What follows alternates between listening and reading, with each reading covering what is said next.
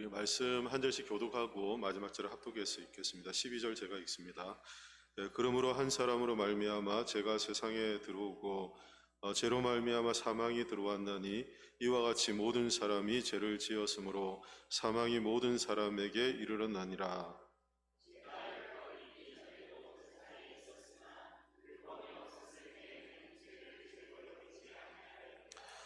그러나 아담으로부터 모세까지 아담의 범죄와 같은 죄를 짓지 아니한 자들까지도 사망이 왕노릇하였나니 아담은 오실 자의 모형이라.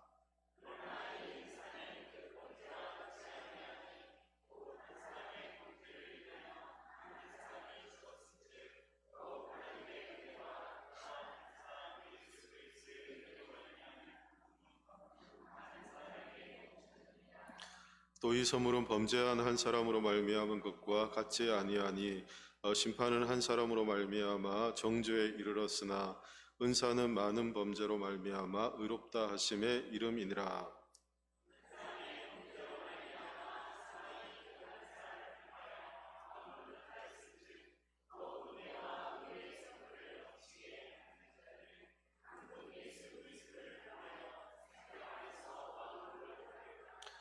그런즉 한 범죄로 많은 사람이 정죄에 이른 것 같이 한 의로운 행위로 말미암아 많은 사람이 의롭다 하심을 받아 생명에 이르렀느니라. 한 사람이 순종하지 아니함으로 많은 사람이 죄인 된 것 같이 한 사람이 순종하심으로 많은 사람이 의인이 되리라. 아멘. 출생의 비밀 제목을 그렇게 잡았습니다. 저희는 수요일 예배 시간에 계속 저희 소유리 문답 교의를 지금 함께 나누고 있습니다. 지금 죄에 관한 것들을 제가 몇 주 좀 살펴봤고요. 세상에 어떻게 죄가 들어오게 되었는지, 그리고 그 죄의 영향으로 오늘날 살아가는 우리들이 어떻게 죄의 영향력 아래 있는지 이런 것들을 앞에 좀 살펴봤고요. 사단은 우리의 약한 부분들을 유혹하고 넘어지게 해서 우리가 스스로 죄를 짓게 만든다, 이런 말씀들 앞에 나누었습니다. 그리고 예수님께서는 이 죄가 하나님의 말씀으로부터 어긋난 것, 벗어난 것, 또 다다르지 않은 것, 이것이 성경이 말하는 이제 범죄함에 대한 그런 기준이기에 우리의 생각대로 우리가 이게 옳다 그르다, 이거 죄가 된다 안 된다, 우리 안에서 합의에 의해서 이게 옳다 그르다라고 판단할 것이 아니라 하나님의 말씀이 어떻게 말하고 있는지를 보고 그것이 하나님의 말씀 안에서 어긋난 것인지 아니면 그것이 바른 것인지를 판단하는 것이 중요하다. 그래서 우리의 삶의 기준이 말씀이 되어야 한다는 것도 지난주에 살펴봤습니다. 그러면서 예수님께서는 죄의 범죄의 어떤 어떤 범위를 우리의 내면까지 가져오십니다. 내면까지 가져오시는데 그 내면에 우리의 마음에 품은 생각까지도 그것이 범죄가 될 수 있다, 죄가 될 수 있다라는 그런 말씀들을 예수님께서 하시죠. 그래서 거짓말하는 것이라든지 또 마음속에 미움을 품는 거라든지, 그리고 다른 사람을 살인하지 않았지만 다른 사람 형제에 대해서 분노하는 마음들, 그런 마음들까지 주님께서는 그 죄의 범주 안에 이렇게 말씀을 하십니다.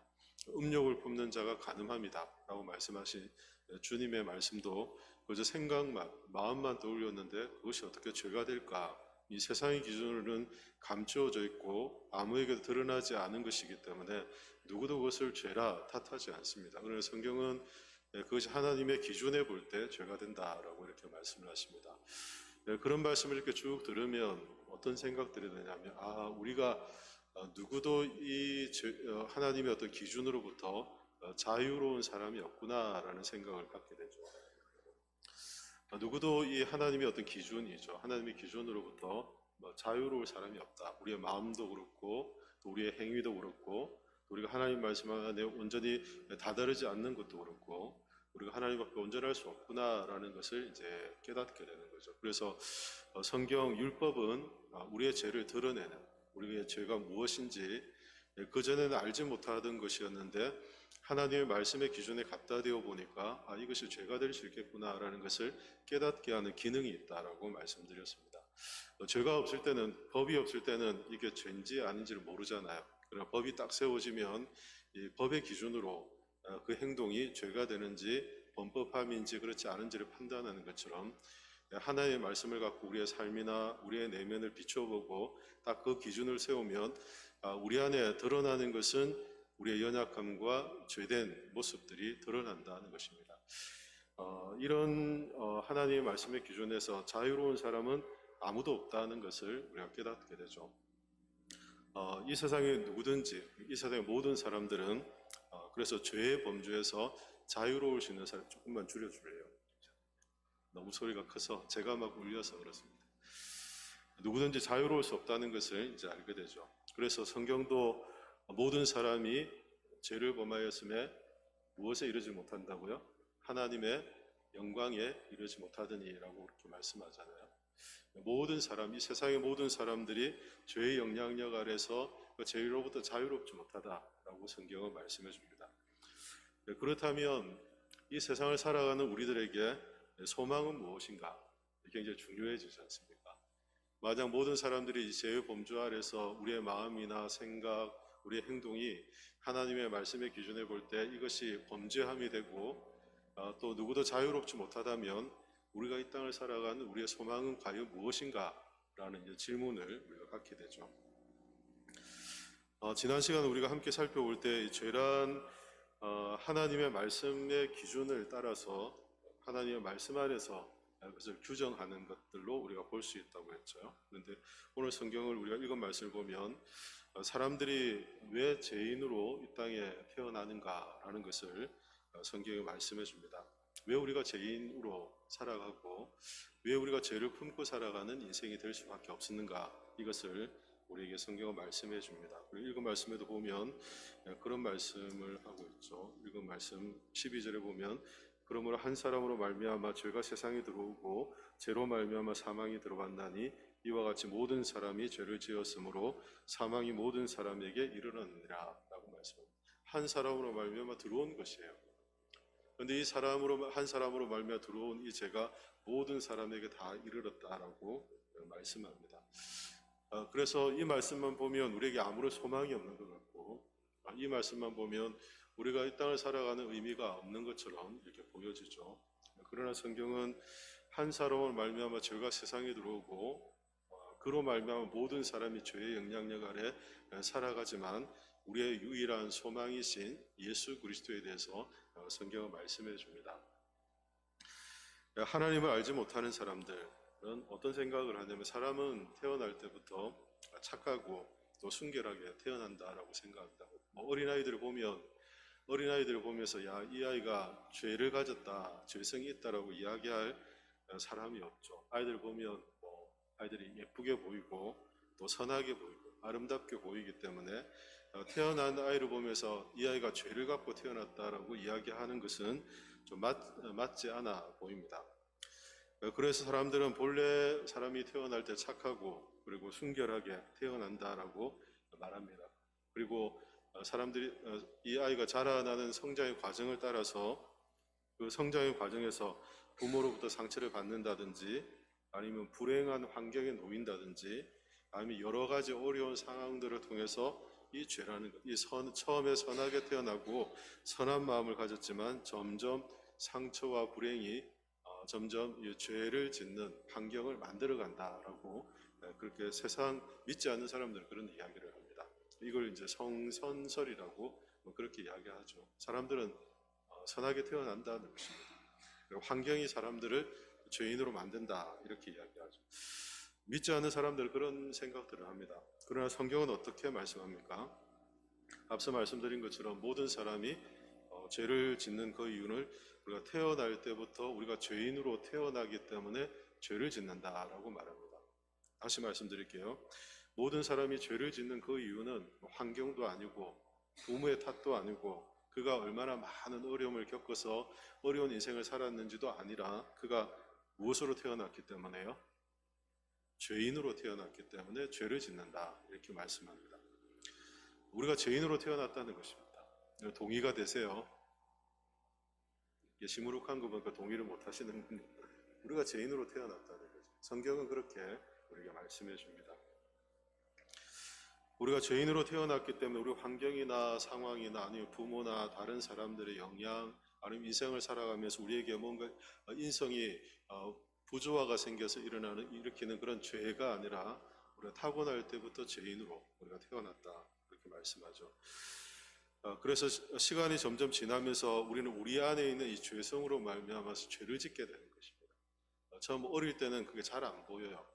시간이 점점 지나면서 이 죄성이 꿈틀꿈틀되고 이것이 죄성이 드러나고 그리고 더 담대히 죄를 짓고 이런 일들이 자라가는 과정에서 시간이 지나면서 그렇게 드러나는 것을 보게 됩니다. 최초의 아담이었던 최초의 사람 아담이 하나님께 지음받았을 때 지금 우리와는 좀 전혀 다른 상황이었습니다. 아담이 처음에 지음을 받았을 때는 완전한 성인으로서 지음을 받았습니다. 우리는 갓난아기로 태어나잖아요. 태어났잖아요. 그런데 아담이 처음에 하나님이 창조하실 때 그 모습은 갓난아이로 하나님 창조하셔서 아담이 자라게 하신 게 아니라 성인으로 창조를 하셨거든요. 그러니까 아담은 우리가 전혀 다른 존재로 특별하게 구별되어 창조되었습니다. 이 아담에게 무엇이 있었냐면 의를 행할 수 있는 능력을 하나님께 주셨습니다. 우리와는 좀 본질적으로 좀 다른 것이죠. 말씀에 잘 순종할 수 있는 의를 하나님께 주셨고 그를 선하고 아름답게 하나님 보시기에 좋도록 하나님께 창조하셨습니다. 그래서 세상 사람들이 말하는 것처럼 어린아이들이 말하는 것처럼 처음부터 선했다라고 이야기하는 건 누구에게만 적용되는 거냐면 아담에게만 적용되는 문제라는 거죠. 아담은 그런 존재로 처음에 창조되었습니다. 우리와는 전혀 다른 그런 존재이죠. 그러나 우리는 아담이 범죄한 후에 태어난 그의 후손들, 이 땅을 살아가는 모든 사람들이 그렇잖아요. 아담으로부터 하와가 만들어지잖아요. 그리고 아담과 하와를 통해서 태어나는 모든 후손들은 그가 저질렀던 죄, 그 죄의 영향 아래, 그 영향 아래 살아가는 그런 존재들이 되었다는 것입니다. 그래서 우리는 모두가 다 죄인으로 이 땅을 태어난다는 것입니다. 그렇다면 어떻게 아담의 죄가 우리의 죄가 될 수 있는가? 아담의 죄가 어떻게 우리에게 전달될 수 있는가라는 것입니다. 아담 한 사람의 죄가 왜 나의 죄가 되지? 아담이 말씀을 거스리고 하나님이 그만 선악을 알게 하는 나무의 실과를 먹은 것이 나의 죄가 왜 될까? 우리는 이것을 부정하고 싶은 생각이 들죠.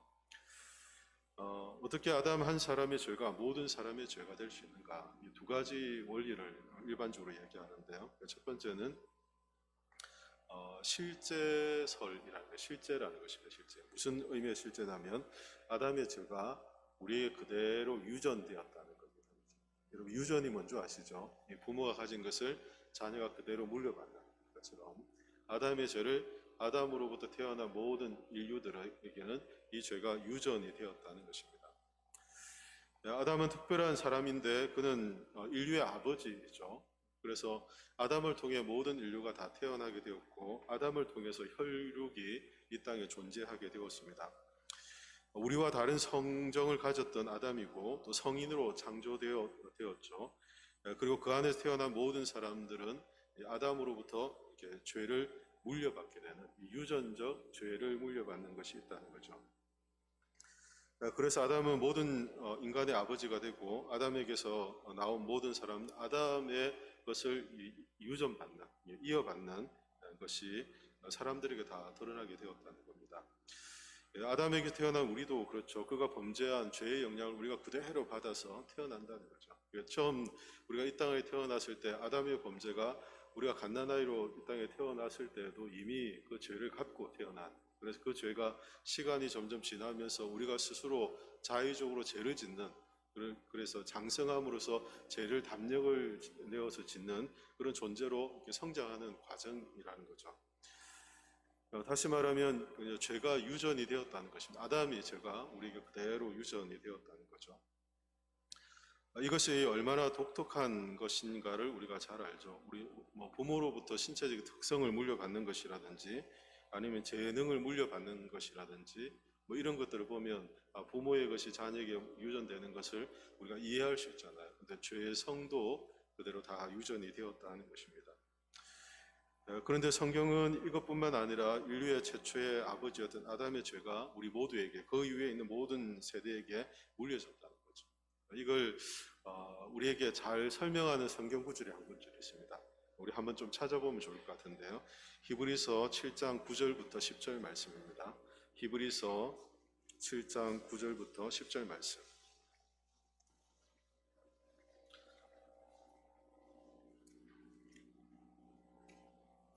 히브리서 7장 9절과 10절입니다.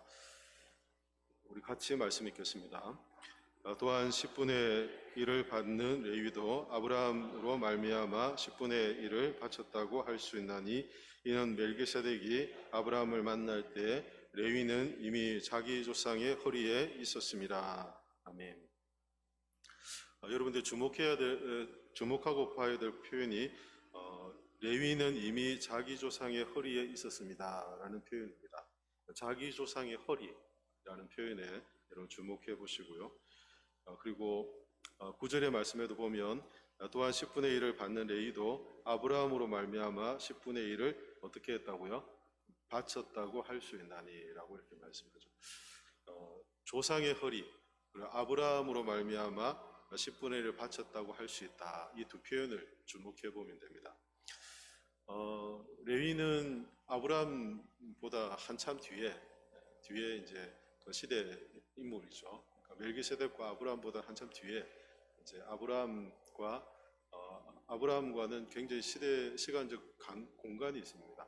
간격들이 있죠. 그러니까 동시대 인물이 아닙니다. 아브라함 이후에 한참 뒤에, 그리고 야곱의 자손들 중에 레위가 나오지 않습니까? 그러니까 시간으로도 보면 한참 뒤에 인물이죠. 그런데 성경이 뭐라고 말씀하냐면 아브라함이 11조를 드릴 그때 레위도 함께 바쳤다라고 이야기할 수 있다라고 하는 거죠. 레위는 이스라엘 12지파 중에 그들은 11조를 받는 11지파로부터 11조를 받고 그들의 생업을 이어갈 수 있도록 하나님께 정해두시죠. 다른 11지파에게는 땅을 주시고 그 땅을 기업으로 삼아서 그들의 소출을 얻게 하셨고 그 10분의 1을 제사장 레위에게 가져와서 레위 지파가 그것을 함께 나누어서 성전을 섬기는 일, 그리고 또 그들의 생업을 삼는 일로 하나님 하게 하셨습니다. 그런데 이 레위에 대한 이야기를 하면서 아브라함이 11조를 드릴 때 그도 함께 바쳤다고 할 수 있다라고 이렇게 이야기를 합니다. 왜냐하면 그가 자기 조상의 무엇이었기 때문에요? 허리에 있었기 때문이다라고 이렇게 말씀하고 있다는 거죠. 다시 말하면 아브라함이 11조를 멜기세덱에게 드릴 때 누구도 함께 드렸다는 겁니까? 그 후손인 레위도 함께 드린 것과 같다라고 이렇게 말씀하고 있어요. 레위가 아브라함이 11조를 드릴 때 함께 11조를 드린 것과 같다라는 것은 서로 연결되어 있는 것을 이야기하죠. 이것을 어떤 의미에서 보면 대표였다라고 이렇게 이야기할 수도 있겠죠.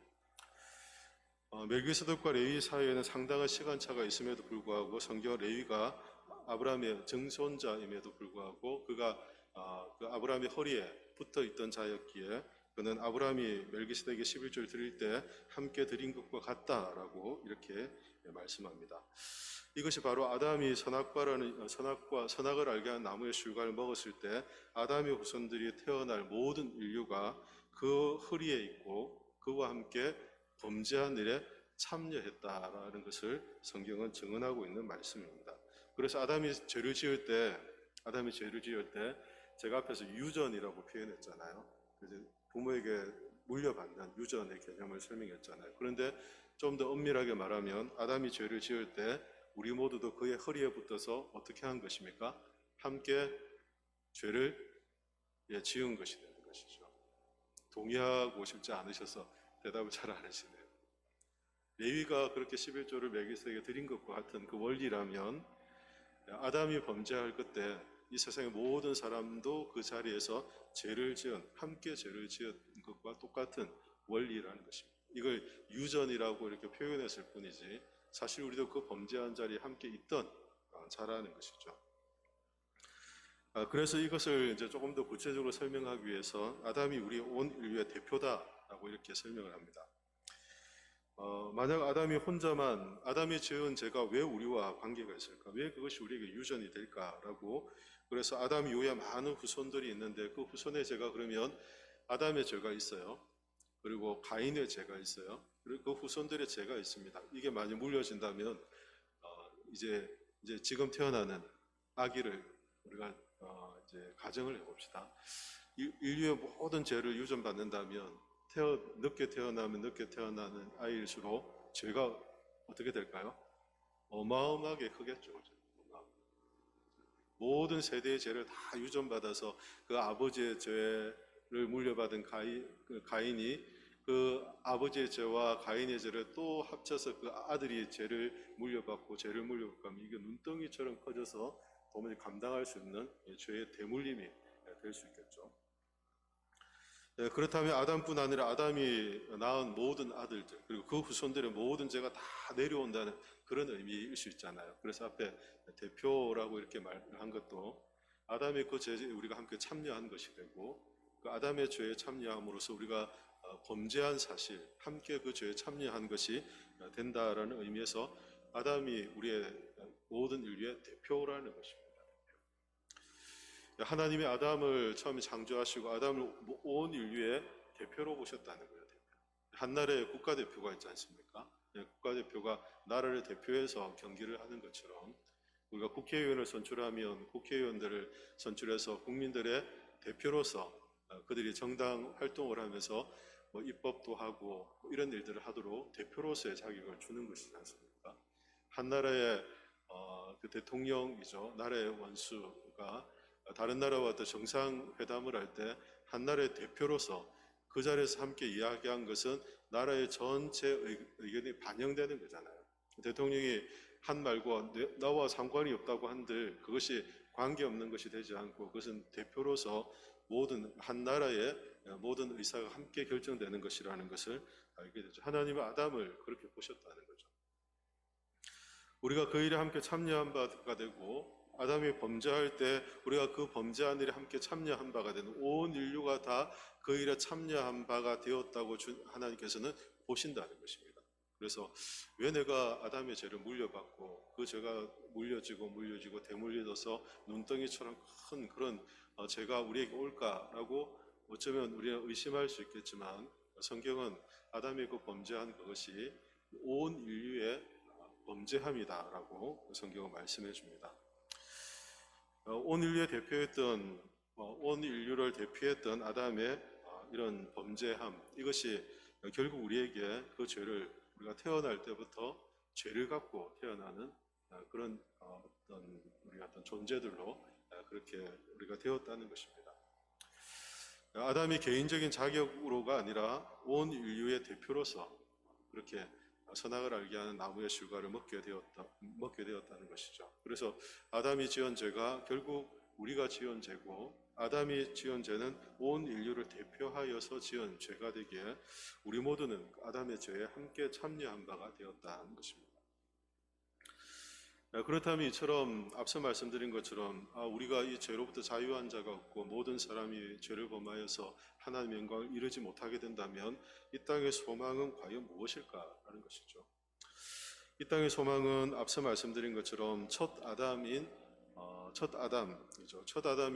하나님 말씀에 순종하지 못하고 실패했던 그 아담의 그 실패가 아니라 예수님이 이 땅에 오셔서 예수님께서 하나님께 온전히 순종하심으로 의를 이루셨던 주님이 우리의 또한 무엇이 되십니까? 우리의 대표가 되셔서 주님이 순종하시고 주님이 의를 이루신 이것이 우리 모두를 위한 대표가 되셔서 주님이 십자가에 죽기까지 순종하신 그것에 우리도 함께 어떻게 됩니까? 참여하는 것이 된다는 것입니다. 그래서 주님이 십자가에 못 박히실 때 우리의 정과 욕심도 함께 어떻게 되었다고요? 못 박혔나니. 성경은 그렇게 말씀합니다. 아니 십자가에 달리신 것은 주님인데 주님이 십자가에 죽으셨는데 그 주님이 십자가에 죽으실 때 우리의 정과 욕심도 십자가에 못 박혔느니라 라고 말씀하죠. 성경은. 우리도 그 자리에 함께 참여한 바가 되었다는 것입니다. 아담이 범죄할 때 온 인류를 대표해 우리가 그 일에 참여한 바가 되어서 이 세상은 죄 가운데 소망 없이 살아갑니다. 하나님의 엄준한 기준, 그 잣대를 보면 우리가 빠져나갈 것이 없어요. 그 누구도 소망이 없습니다. 죄로부터 자유로운 자가 없고 하나님의 말씀의 기준 앞에서 자유로울 자가 없어요. 그래서 우리의 숨을 턱턱 막히게 해요. 하나님의 기준 앞에서 우리가 도무지 살 수 없는 것처럼 느껴져요. 그러나 하나님께서 이 세상을 사랑하심으로 예수 그리스도 이 땅에 보내오셨고 이 세상의 모든 죄를 담당하시며 주님이 십자가에 죽으신 그 주님의 십자가에 우리가 함께 참여할 수 있는 길을 하나님께서 허락해 주신 것입니다. 그래서 주님이 십자가에 죽으신 것이 나의 죄를 위해 죽으셨고 나의 모든 죄, 이 세상의 죄를 대신 담당하신 죽으심이라는 것을 믿고 그 주님을 영접하면 우리 또한 그 십자가에 함께 참여한 자가 되어서 나도 십자가에서 주님과 함께 못 박혔다라고 믿음으로 고백할 수 있게 되는 것이죠. 비로소 그때 우리에게 이 죄로부터 자유함이 생겨나는 것입니다. 그 이제는 도무지 빠져나갈 수 없고 그 누구도 자유롭지 않았고 그 누구도 그것으로부터 자유롭지 않았는데 주님이 십자가로 말미암아 우리에게 이루신 일 때문에 우리는 그 안에서 주님과 함께 이 죄로부터 우리를 자유케 하시는 죄로부터 승리하신 주님의 승리를 우리가 경험할 수 있게 되는 것입니다. 첫 아담이죠. 첫 아담은 실패했습니다. 순종치 못해서 실패했죠. 그러나 두 번째로 오신 아담인 예수님은 십자가에 죽기까지 순종하심을 통해 하나님의 의를 이루셨고 그 순종하심을 통해 우리에게 죄로부터 참된 자유, 죄가 가져오는 사망과 죽음과 두려움, 이 세상의 모든 질고 죄로부터 일어나는 이 세상의 모든 것들로부터 우리를 온전케 하시고 자유케 하시는 은혜를 주님께서 허락해 주신다는 것입니다. 우리가 이 사실을 알면 주님 안에서 우리가 어떤 존재가 되었는지를 깨닫게 됩니다. 그래서 앞서 말씀드린 것처럼 우리가 죄에서 자유롭지 못한 그 누구도 죄로부터 자유롭지 못한 이 세상이라는 것을 깨닫게 되면 우리에게 이 유일한 소망이신 예수님이 우리가 복된 소식이라는 걸 알게 되죠. 주님이 아니면 우리가 아무런 기쁨도 없고 소망도 없고 우리를 자유롭게 할 자가 없다는 것을 알게 됩니다. 그래서 우리가 주님 안에서 주님이 베푸시는 이 은혜를 소망하며 그 은혜가 이 구원이 우리에게 은혜가 된다는 것을 깨닫게 되는 것이죠. 이렇게 우리가 아담의 죄에 함께 참여한 바가 되고 그래서 죄로부터 자유롭지 못한 우리를 주님의 십자가에 함께 참여함으로 우리가 죄로부터 자유케 하셨던 하나님의 은혜가 있다는 것을 깨닫는 성도들은 어떤 삶을 살게 됩니까? 그때부터 우리 스스로에 대해서 관대함을 버리는 삶을 살아갑니다. 자신에 대한 관대함을 포기한다는 것입니다. 사람들은 일반적으로 이중잣대라는 것을 갖고 살아갑니다. 대부분의 사람들이 이런 잣대를 가지고 이중잣대를 가지고 있습니다. 다른 사람들을 바라보는 것과 나를 바라보는 이 기준이 달라요. 그래서 이 이중잣대를 가지고 끊임없이 우리는 판단하고 또 정죄하고 다른 사람들에 대해 비판하고 이렇게 하죠. 그러나 자기 스스로에게는 한없이 이렇게 관대해서 자기에게는 너무 낮은 기준으로 자신들을 바라보는 그런 경향들을 사람들을 갖고 있습니다. 그래서 우리는 죄 아래 살아가는 이 죄의 영향력 아래 살아가는 우리들이 언제든 죄에 쉽게 넘어질 수 있고 여전히 죄의 세력 안에서 이 죄의 세력이 우리를 유혹하고 죄에 빠져들게 한다는 것을 깨닫게 되면 그때 우리에게 어떤 마음이 생기냐면 우리 자신에 대한 이 관대한 마음을 포기하기 시작합니다. 나도 언제든지 넘어질 수 있는 존재라는 걸 아는 거예요. 나도 언제든지 죄에 빠질 수 있는 존재라는 걸 아는 거예요. 언제든지 하나님이 기뻐하시지 않는 자리에 우리 스스로 내가 자의적으로 선택해서 죄를 짓는 그런 삶을 살아갈 수 있는 존재라는 것을 우리 스스로 깨닫게 되는 것입니다. 그래서 그때 우리에게 필요한 것은 주님의 십자가의 능력과 주님께서 이루신 그 은혜가 우리의 삶을 온전히 붙잡지 않으면 우리를 견고하게 세우지 않으면 우리가 언제든지 넘어질 수 있는 그런 존재라는 것을 우리가 깨닫게 되는 것입니다. 자신에 대한 기준을 그래서 한없이 관대하게 낮추던 그런 우리 관대함을 버리고 주님의 십자가를 의지하는 존재로 주님의 십자가의 은혜를 소망하는 존재로 변화되기 시작하는 것입니다. 이것이 주님의 제 아들을 향해서 나를 따라오려거든 자기를 부인하고 자기 십자가를 지고 나를 따르라 하신 주님의 말씀이라는 것을 알게 되죠.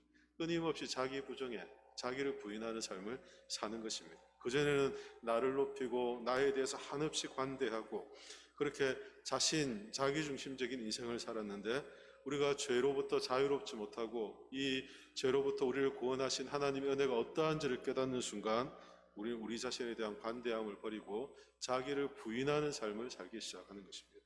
그리고 주님의 십자가의 은혜를 소망하며 우리가 넘어질 때 우리는 그럴 수밖에 없는 존재라는 걸 우리 스스로 인정하게 되는 것입니다. 하나님의 은혜가 아니면 우리를 다시금 일으킬 자가 없다는 것도 우리가 고백하게 되는 것입니다. 지나친 자기 사랑에 빠져서 살아가는 그런 삶으로부터 우리가 하나님의 능력과 은혜를 구하는 삶으로 변화되는 것입니다. 마치 물이 이렇게 위에서 아래로 흐르는 것처럼 가만히 내버려 두면 우리 안에 우리가 살아가는 이 세상은 우리가 자꾸 죄로 기울어지게 만들어요. 죄를 짓게 만들어요. 가만히 내버려 두면 우리는 자연스럽게 죄를 짓는 존재들이라는 것입니다.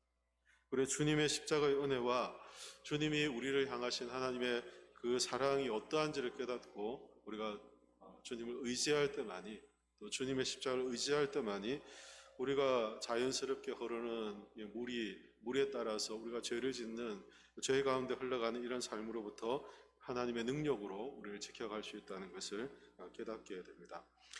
그래서 우리는 말씀에 우리 자신들을 비춰보고 기도함을 통해서 하나님께서 우리에게 베푸신 은혜를 우리가 신뢰하며 그 은혜가 우리 가운데 날마다 넘쳐나기를 소망하며 살아가야 하는 것입니다.